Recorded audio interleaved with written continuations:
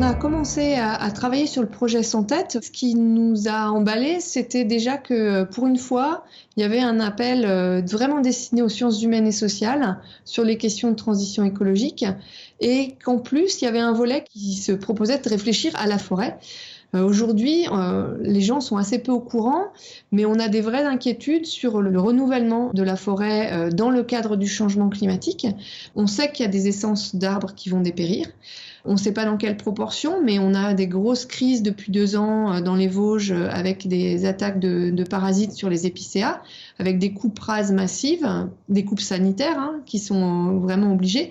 Et se pose la question derrière de qu'est-ce qu'on fait, comment on reconstitue ces forêts, parce qu'il y a beaucoup d'attentes qui reposent sur la forêt en termes de séquestration de carbone dans les arbres, dans le matériau bois qu'on pourrait substituer à du matériau comme le béton par exemple, et puis aussi toute la question du bois énergie. Ça veut dire aussi des territoires qui voient de l'activité disparaître, une filière qui trouve plus forcément la ressource dont elle a besoin pour continuer à travailler, et donc forcément ça a des conséquences sociales.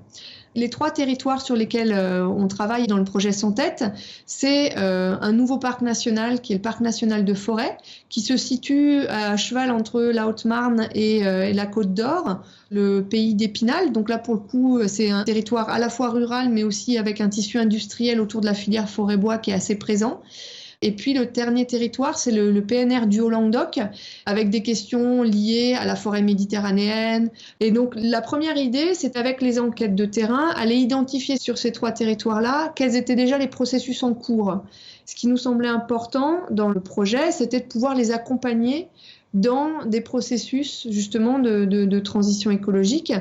Et s'il n'y en avait pas, quels étaient les acteurs qui pouvaient éventuellement se poser des questions, donc depuis l'amont, donc le gestionnaire, le propriétaire, celui qui produit la ressource en bois, jusqu'à la transformation.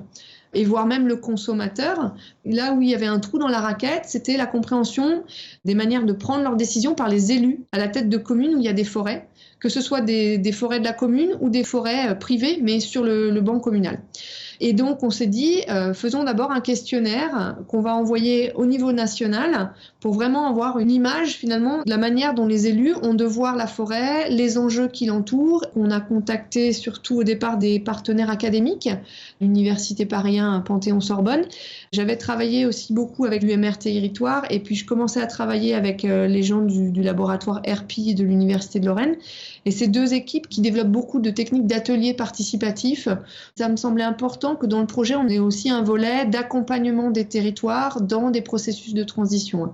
La sortie finale, en fait, qu'on souhaite avoir, c'est d'abord des petites fiches de description de projets types à destination des territoires. C'est un outil participatif et le dernier résultat, on souhaite vraiment aller faire des restitutions dans les territoires qui ont été nos territoires d'études en face à face.